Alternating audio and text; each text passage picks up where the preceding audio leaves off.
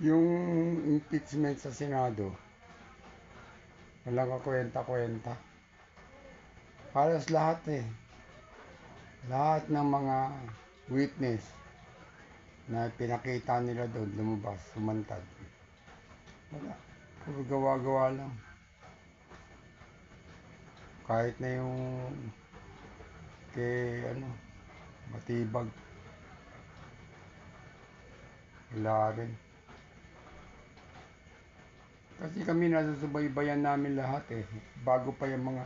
Yung impeachment yan, tagal-tagal na yan eh. Yung panahon pa yan noon sa Congress, yung mga sabkong, kwagkong na yan. Noon pa yan eh. Walang ka kwenta-kwenta. Parang walang mga alam tungkol sa mga intelligent pa. Itong mga kongreso saka senado nagmamaang-maangan eh. Mabuti pa kami na wala dyan eh, alam namin eh. Oh. Yung mga alias-alias na yan. Eh bakit yung mga commander, di ba may alias din? Oh. Commander Dante, Commander Baliwag, Commander Pogi, Diyos Maria, o Commander Robot. Siyempre yan, mga nagtatago yan sa kilanlan nila para hindi sila makilala. Ganyan talaga. Eh, kahit nakakainis kung sasabihin pa namin, parang tinuturuan pa namin kayo. Ganun naman talaga. Katulad yung Piatos. Kahit naman sabihin mo, gagamba. Oh. Si Batman. Oh. Di ba? Oh. Commander Buaya. Si Maria. Pinagpipilitan niyo yung 125 million eh. Eh dito lang, kulang na kulang yan eh. O isang tao lang dito eh, sa lugar namin eh. Yung 125 million, mahigit pa dyan ang pera niya. O. O, ilang bahay lang yan. Samantalang DepEd yan, 125 million DepEd. Samantalang yung pumalit sa, nag-resign si Sara, yung pumalit sa kanya, bilyon ang hinihingi. Diyos Maria. Titigas din ang mga mukha nyo. Ilabas nyo na lang kaya yung pera. O pinagtatakpan nyo lang yung impeachment dyan sa impeachment pinagtatakin nyo dyan sa mga pagnanakaw nyo eh. O di ba? Hindi na kailangan sabihin kung sino-sino kayo. Alam nyo na kung sino kayo. O. Yung mga flood control project na yan. Saka mga mali-maleta na yan. O. Huwag na kayong magkaila. Kahit magsasaka. O. Kahit na squatter. Kahit na taong basura. Alam. Hindi na kailangan ipaalam kahit kanino. Pambira, mahiya naman kayo.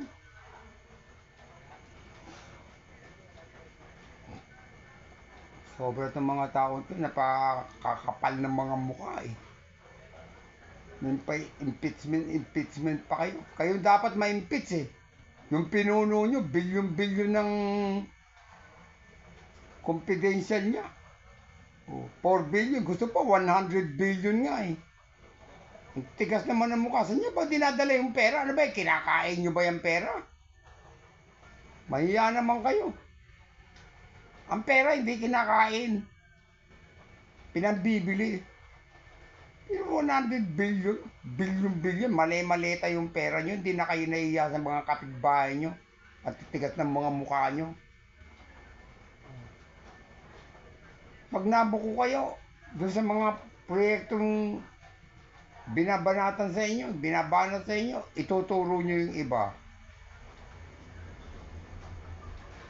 Ituturo si Sara. Putik na yung kapal ng mga mukha nyo ah. Di na kayo nahihiya, nakakainis na kayo ah. Tigas ng mga mukha talaga itong mga taon to. Mahiya naman kayo. Kami nagtitiis, nagtsatsaga. Kahit mataas ang bilihin. Malabang kami ng parehas. Kahit magsardinas na lang kami, lagyan namin ng miswa, masaya na kami. Hindi kami katulad nyo. Mali-maleta na yung pera na nakukulimbat nyo. Gusto nyo pang bilyon-bilyon. Maawa naman kayo. Makikita mo, magpapagawa ng proyekto. Poste lang. Sasabihin naman ng isa, yung sumusuporta, hindi, nagsisimula pa lang. Utang na mag-iisang taon na yan 3 poste pa lang. Kakapal naman ng mga mukha nyo. Paproyekto kayo, hindi naman kayo mga engineer, hindi naman kayo mga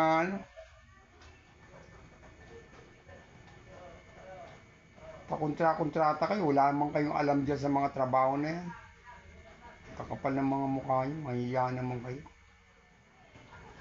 Yung sumusuporta sa inyo, hindi na naliniya ang kakapal ng mukha. Alam ng mga bangag, alam ng mga magnanakaw. Doon pa rin, nakasuporta pa rin sila. Ha? Kayo na nga, nagpapatayan Oh. Di ba yung vlogger pinatay? Oh. Kagagawan nyo yun Kasi nagbabayad kayo. Kung di kayo nagbabayad sa mga vlogger, hindi magkakaganyan yan sila. Hindi magpapatayan yan. Babayaran nyo para siraan lang yung siraan. Katulad ng mga witness nyo, tinuturuan nyo kung ano sasabihin. Pagtapos wala akong knowledge dyan, di ko alam yan. Utangin na, nag-witness ka tapos wala ka diyang alam. Kung di ka ba namang tongo. Mahiya kayo. Yung impeachment din nakakaawa lang kayo, nakakahiya kayo. Nagpapakita kayo sa Congress, sa Senado, nagpapakita kayo na umaharap kayo. Pag umuwi kayo, di ba kayo nahihiya? Nalalaman na nagsisinungaling kayo, gumagawa lang kayo ng istorya. Dapat yung mga ganyan nagwi-witness, gumagawa-gawa ng istorya. Pag napatunayan, kulong kagad, hindi pa uwiin. Palagay ko pagka ganun, hindi ka pa uwiin dahil gumagawa ka lang ng kwento-kwento. Wala nang gagawa ng ganyan. Wala pinababayaan din ninyo. Nakikita nyo na nagsisinungaling. Wala lang. May patunayan.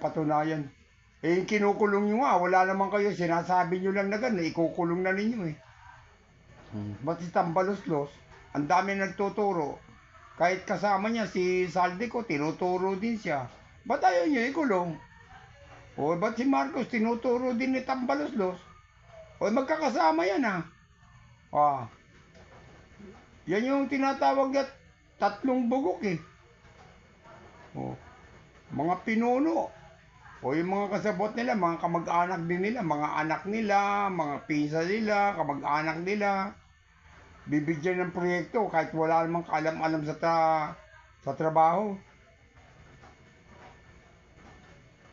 Tinuturo na kayo ng mga kasama nyo O ba't di nyo pa ikinukulong? Anong ginagawa ng ombudsman dyan? Sasabihin nyo, kailangan patunayan pa. Samantala yung isa nagsalita lang na gano'n, ikukulong nyo na kagad.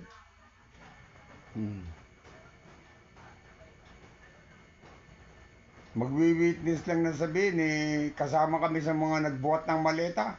Ikukulong nyo.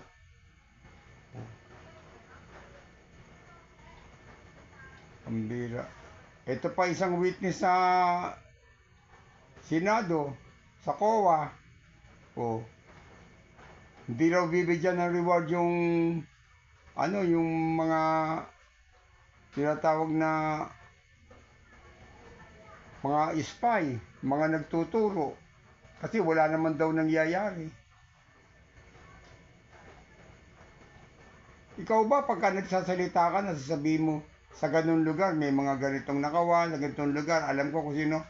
May yung mismong nagsasalita sa iyo, biglang mamamatay? O papatayin ka? Gusto mo kasi may nangyayari? Kaya nga may nakalagay na reward eh. Siyempre sa reward, ituro nyo kung nasaan itong mga taon to. Mayroon kayong reward. Ituturo. Hindi mo bibigyan ng reward kasi sasabihin mo, wala naman nangyayari. Pag gusto mo, pagka itinuro, bariling ka kagad para may nangyari. Pagturo niya, baril ng baril. Sasabihin niya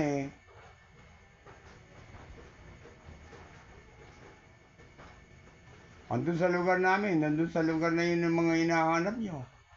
Sabay tapo ng granada. May reward na siya. Bakit? May nangyari. Ulol pala tong ano na to. Sa Coba, isang tanga rin. Hindi naman to tanga, nagtatanga-tangahan lang eh.